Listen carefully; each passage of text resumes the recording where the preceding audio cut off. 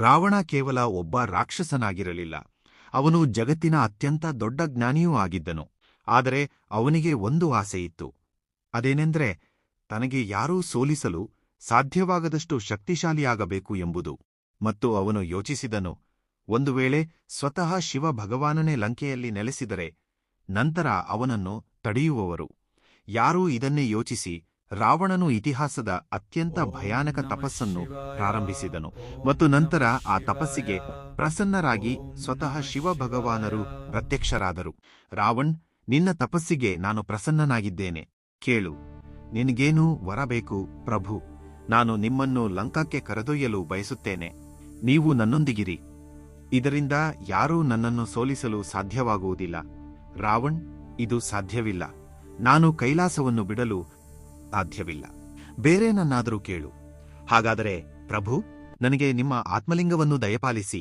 ಸರಿ ರಾವಣ್, ನಾನು ನಿನಗೆ ನನ್ನ ಆತ್ಮಲಿಂಗವನ್ನು ನೀಡುತ್ತೇನೆ. ಆದರೆ ಮಹಾದೇವ, ನೀವೇಕೆ ನಿಂತುಬಿಟ್ಟಿರಿ? ಆದರೆ ನೆನಪಿರಲಿ, ಇದನ್ನು ನೇರವಾಗಿ ಲಂಕಕ್ಕೆ ಕರೆದೊಯ್ಯಬೇಕು. ದಾರಿಯಲ್ಲಿ ಎಲ್ಲೂ ಇದನ್ನು ಭೂಮಿಯ ಮೇಲೆ ಇಡಬಾರದು. ಒಂದು ವೇಳೆ ಒಂದೇ ಒಂದು ಬಾರಿಯೂ ಇದನ್ನು ಕೆಳಗಿಟ್ಟರೆ ಇದು ಎಂದೆಂದಿಗೂ ಅದೇ ಜಾಗದಲ್ಲಿ ಸ್ಥಿರವಾಗಿ ಬಿಡುತ್ತದೆ. ನಾನು ಎಲ್ಲೂ ನಿಲ್ಲದೆ ಇದನ್ನು ನೇರವಾಗಿ ಲಂಕಾಕ್ಕೆ ತೆಗೆದುಕೊಂಡು ಹೋಗುತ್ತೇನೆ. ರಾವಣನಿಗೆ ಸ್ವತಃ ಮಹಾದೇವರ ಆತ್ಮಲಿಂಗವೇ ಸಿಕ್ಕಿಬಿಟ್ಟಿತು. ಒಂದು ವೇಳೆ ಅವನು ಇದನ್ನು ಲಂಕಾಕ್ಕೆ ತೆಗೆದುಕೊಂಡು ಹೋದರೆ ಅವನನ್ನು ಯಾರೂ ಸೋಲಿಸಲು ಸಾಧ್ಯವಾಗುವುದಿಲ್ಲ. ನಂತರ 3 ಲೋಕಗಳಲ್ಲಿ ಅವನದೇ ರಾಜ್ಯವಿರುತ್ತದೆ. ದೇವತೆಗಳು ಅಸಹಾಯಕರಾಗುತ್ತಾರೆ. ಇಲ್ಲ, ಇದನ್ನು ಹೀಗೆ ಆಗಲು ಬಿಡಲು ಸಾಧ್ಯವಿಲ್ಲ. ಮಹಾದೇವರು ಒಂದು ಷರತ್ತನ್ನು ಇಟ್ಟಿದ್ದರು. ಒಂದು ವೇಳೆ ಆತ್ಮಲಿಂಗವನ್ನು ದಾರಿಯಲ್ಲಿ ಎಲ್ಲೇ ಆದರೂ ಭೂಮಿಯ ಮೇಲೆ ಇಟ್ಟರೆ ಅದು ಅಲ್ಲೇ ಸ್ಥಾಪಿತವಾಗಿ ಬಿಡುತ್ತದೆ. ಹಾಗಾದರೆ ಅವನನ್ನು ಯಾರು ತಡೆಯಬಲ್ಲರು? ಯಾರು ಬುದ್ಧಿಯ ದೇವನೋ ಅವರೇ ಗಣೇಶ. ನಾವು ತಕ್ಷಣವೇ ಗಣೇಶನ ಬಳಿಗೆ ಹೋಗಬೇಕು. ತುಂಬಾ ಸಮಯವಾಯಿತು, ನಡೆಯಿರಿ. ಇತ್ತ ಕಡೆ ರಾವಣನು, ಇಂದು ನನ್ನ ಪುಷ್ಪಕ ವಿಮಾನ ಇನ್ನೂ ಏಕೆ ಹಾರುತ್ತಿಲ್ಲ? ನನ್ನ ಆಜ್ಞೆಯು ನಿನಗೆ ಸಾಕಾಗುತ್ತಿಲ್ಲವೇ? ಹೌದು, ನೀನೂ ಸಹ ಈ ದಿವ್ಯ ಆತ್ಮಲಿಂಗದ ಭಾರಕ್ಕೆ ನಡುಗುತ್ತಿದ್ದೀಯಾ ಎಂದು ತಿಳಿಯಿತು. ಇದು ಯಾವುದೇ ಸಾಮಾನ್ಯ ಭಾರವಲ್ಲ. ಇದು ಸ್ವತಃ ಮಹಾದೇವರ ಶಕ್ತಿ. ಓಹ್, ಪ್ರಭುವಿನ ಆತ್ಮಲಿಂಗದ ಭಾರವನ್ನು ಸಹಿಸಿಕೊಳ್ಳುವಷ್ಟು ಶಕ್ತಿ ಈ ಪುಷ್ಪಕ ವಿಮಾನದಲ್ಲಿಲ್ಲ.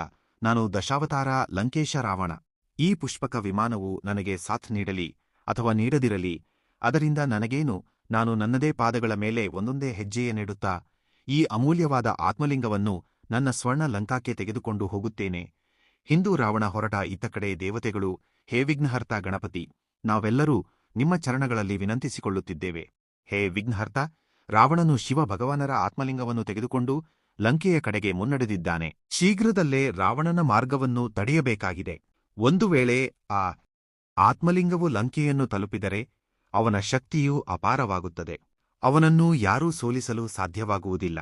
ಪ್ರಭುವಿನ ಆತ್ಮಲಿಂಗವು ಲಂಕೆಯಲ್ಲಿ ಸ್ಥಾಪಿತವಾದ ತಕ್ಷಣವೇ ಅಲ್ಲಿನ ಅಸುರರಿಗೆ ಸ್ವತಃ ಶಿವನ ಛತ್ರಛಾಯೆ ದೊರೆತುಬಿಡುತ್ತದೆ. ಮತ್ತು ಆಗ ಅವರ ವಿನಾಶಕ್ಕಾಗಿ ಭಗವಾನ್ ವಿಷ್ಣುವು ರಾಮನ ಅವತಾರವೆತ್ತಿ ಅವರನ್ನು ಸೋಲಿಸಲು ಅಸಮರ್ಥರಾಗುತ್ತಾರೆ. ಹೇ ಗಣಪತಿ, ಈಗ ಕೇವಲ ನೀವೇ ನಮ್ಮನ್ನು ರಕ್ಷಿಸಬಲ್ಲಿರಿ. ದೇವತೆಗಳೇ, ಭಯವನ್ನು ತ್ಯಜಿಸಿ. ಪ್ರತಿ ಸಂಕಟಕ್ಕೂ ಪರಿಹಾರವು ಬಲದಿಂದಲ್ಲ, ಬುದ್ಧಿಯಿಂದ ಸಿಗುತ್ತದೆ. ರಾವಣನು ಎಷ್ಟು ಶಕ್ತಿಶಾಲಿಯೋ ಅವನ ಅಹಂಕಾರವು ಅದಕ್ಕಿಂತಲೂ ಹೆಚ್ಚು ಪ್ರಬಲವಾಗಿದೆ ಮತ್ತು ಅದೇ ಅವನ ಪತನಕ್ಕೆ ಕಾರಣವಾಗುತ್ತದೆ.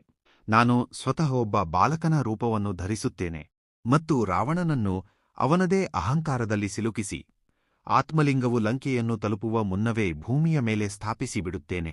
ಇತ್ತ ಕಡೆ ರಾವಣನು, ಈ ಆತ್ಮಲಿಂಗವು ಸ್ವತಃ ಮಹಾದೇವರ ಅಂಶ. ಇದನ್ನು ಲಂಕಾಕ್ಕೆ ತಲುಪಿಸಿಯೇ ತೀರುತ್ತೇನೆ. ನನ್ನ ದೇಹವು ಈಗ ಸಾಥ್ ನೀಡುತ್ತಿಲ್ಲ.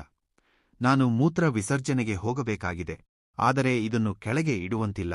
ಒಂದು ಬಾರಿ ಭೂಮಿಯನ್ನು ಸ್ಪರ್ಶಿಸಿದರೆ ಇದು ಇಲ್ಲೇ ಸ್ಥಿರವಾಗಿ ಬಿಡುತ್ತದೆ. ಯಾರಾದರೂ ಇದ್ದೀರಾ? ಅಲ್ಲಿಗೆ ಗಣೇಶನು ಒಬ್ಬ ಬಾಲಕನ ರೂಪ ಧರಿಸಿ ಬರುತ್ತಾನೆ. ರಾವಣನು ಅವನನ್ನು ನೋಡಿ, ಹೇ ಬಾಲಕನೇ, ಇತ್ತ ಬಾ ಎಂದು ರಾವಣನ್ನು ಕರೆಯುತ್ತಾನೆ. ಆ ಬಾಲಕ, ನೀವೇಕೆ ಚಿಂತಿತರಾಗಿರುವಂತೆ ಕಾಣುತ್ತಿದ್ದೀರಿ ಎಂದು ಕೇಳುತ್ತಾನೆ. ರಾವಣನು, ಇದು ಶಿವ ಭಗವಾನರ ಆತ್ಮಲಿಂಗ. ನಾನು ಇದನ್ನು ಒಂದು ಕ್ಷಣವೂ ಭೂಮಿಯ ಮೇಲೆ ಇಡಲು ಸಾಧ್ಯವಿಲ್ಲ. ಹೌದಾ? ಹಾಗಾದರೆ ನೀವು ಏನು ಮಾಡುತ್ತೀರಿ? ನೀನು ಇದನ್ನು ನಿನ್ನ ಕೈಗಳಲ್ಲಿ ಹಿಡಿದುಕೋ. ನಾನು ತಕ್ಷಣವೇ ಹಿಂತಿರುಗಿ ಇದನ್ನು ಪಡೆದುಕೊಳ್ಳುತ್ತೇನೆ. ನೆನಪಿರಲಿ, ಇದನ್ನು ಕೆಳಗೆ ಇಡಬೇಡ. ಸರಿ, ನಾನು ಹಿಡಿದುಕೊಳ್ಳುತ್ತೇನೆ. ಆದರೆ ಒಂದು ವೇಳೆ ಇದು ತುಂಬಾ ಭಾರವಾದರೆ ನಾನು ನಿಮ್ಮನ್ನು 3 ಬಾರಿ ಕರೆಯುತ್ತೇನೆ. ಒಂದು ವೇಳೆ ನೀವು ಬರದಿದ್ದರೆ ನಾನು ಇದನ್ನು ಕೆಳಗಿಟ್ಟು ಬಿಡುತ್ತೇನೆ. ನಾನು ರಾವಣ, ನನಗೆ ಸಮಯ ಹಿಡಿಯುವುದಿಲ್ಲ. ಕೆಲವು ಕ್ಷಣಗಳು ಅಷ್ಟೇ. ಆಯ್ತು, ಹೋಗಿ ಬನ್ನಿ, ಇದು ನಿಜವಾಗಿಯೂ ತುಂಬಾ ಭಾರವಾಗಿದೆ. ರಾವಣ, ಬನ್ನಿ, ಇದು ತುಂಬಾ ಭಾರವಾಗುತ್ತಿದೆ. ರಾವಣ, ನೀವೆಲ್ಲಿದ್ದೀರಿ? ನಾನು ಇನ್ನೂ ಹೆಚ್ಚು ಸಮಯ ಇದನ್ನು ನಿಭಾಯಿಸಲು ಸಾಧ್ಯವಿಲ್ಲ. ರಾವಣ, ನೀವೆಲ್ಲಿದ್ದೀರಿ?